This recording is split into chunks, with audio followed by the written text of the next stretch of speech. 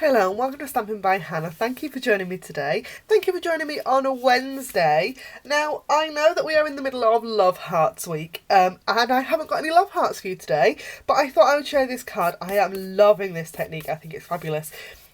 This is a total case of Jennifer Maguire, who shared this last week, and it's a fabulous technique that she describes as distress resist, but I don't use distress inks because I'm an independent Stampin' Up! Demonstrator and I use Stampin' Up! Inks and Stampin' Up! Inks only. So I wanted to share that the Distress Resist technique does work with fabulous Stampin' Up! Colours.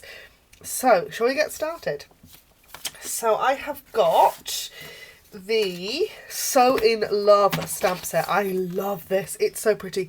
This comes in a fabulous bundle with the most gorgeous set of framelits that, can you believe, I don't have.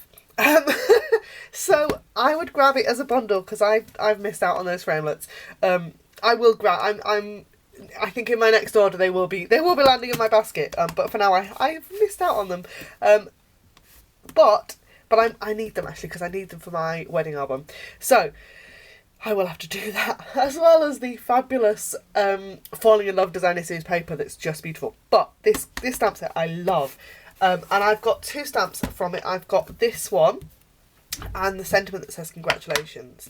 So I'm going to make the exact same card again. Sometimes I do alternate colours and things, but I'm going to use the exact same because I think it's so pretty. So I've got a piece of Whisper White, and the key to this technique is Versamark. Now, before I open my Versamark pad, I have a confession to make. This is the dirtiest watermark pad the world's ever seen. I have managed to get ink on it, and I don't know how. So when I ink up, normally it's fine, unless I'm using clear embossing powder. And even then I can actually get away with it. But for this technique, I really need it to be clean. So I've only got a little corner of the ink pad that I can use. I probably need to get myself a clean one. Can you see? I don't know how I've done it. I don't know what that is in the middle of there. I don't know if it's pen or Night of Navy re-inker or what. But I've ended up with ink. So you want to ink up your stamp in the Versamark, and I'm literally going to do some kind of crazy dance with mine just so I don't get that ink on my stamp. And we're going to stamp it down at the bottom. And we're going to do exactly the same. And what we're going to do is we're going to stamp this stamp in the bottom right hand corner, and then up the side of our piece of cardstock.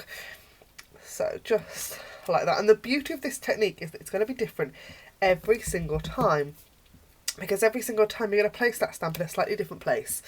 Now that looks like I haven't done anything to that, I'm sure. And because what Versamark is a totally clear sticky ink that we normally use for heat embossing, and you could put clear or white embossing powder over that right now, and the effect would be similar. So can you see? You can just see that bit of shine on there. And what I'm going to do is I'm going to hit it with my heat tool and just dry it off really quickly. So I'm going to turn the camera off while I do that because you don't need to hear my very loud heat gun. And I'll be back in a second. Okay, so I've heat set that now, and you can still see it a little bit, but not as much as you could before. I've then got three colours of my classic stamping ink. I've got Old Olive, Dapper Denim and Bermuda Bay, and I love this colour combination, don't you? Isn't that so fresh and beautiful? And I've got my matching sponges. This is how I used to do my sponges. I cut my sponge into 6 pieces. I am a frugal crafter, and I used to select one of our scallop punches to make little handles, but unfortunately we don't carry that punch anymore, so now I'm using a decorative label instead. So that's why my sponges look a little bit different. Dapper Denim is one of our in colours for 2016, and it goes all the way through till June of next year, and it's gorgeous. Love it a lot. So I'm going to ink up my sponge, and I'm going to start off on my grid paper, and I'm going to swirl the ink on like so. Now Dapper Denim is one of those slightly unusual colours in Stampin' Up! Ink, in the fact that it takes a little bit of blending to get it to kind of, it can be a little bit blotchy at first, but once you've blended it out, Don't add any more ink, just keep working it and it just is beautiful. And I don't know if it's just my ink pad or whether it's the colour in general. But that's what I have to do with mine. The others, not so much. So I've got Old Olive and my Old Olive sponge. Yes, I do have a sponge for each Stampin' Up! Colour. I am that anal, that is me. I can't help it. I'm going to add some more Old Olive because I want a really, really vibrant green in the bottom corner down here. And as you can see, as I add the ink, the Versamark that I stamped on is resisting that that ink that I'm adding, ink that I'm applying. So that you've got this really soft resist happening. If you, before I heat set it, if you added either white or clear Stampin' Emboss powder, this would be, it would stay brilliant white. But I'm really enjoying that kind of ghostly effect. I think it's really pretty. I'm going to add a little bit more ink on there, get that really vibrant, like so. Isn't that just stunning? I'm sorry, I know this is me blowing my own trumpet, but I think that is so pretty and it's so delicate and it's just really lovely, and that lovely line image works really, really well. You can do exactly the same thing with a solid image and it works just the same. But, you know, we're in Valentine's season and I wanted to use one of our lovely love themed stamp sets. So I've got the congratulations and I've already got it mounted on my block, and I'm going to stamp it straight down and straight up, straight onto there in basic black ink with my big girl pants on, being very brave.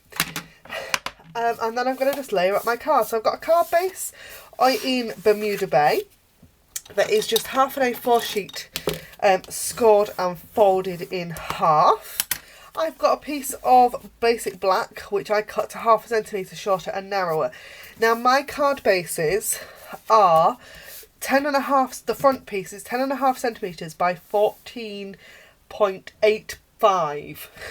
So my mat, I actually just knock off the 0.5. So my mat is 10 centimetres by 14.3.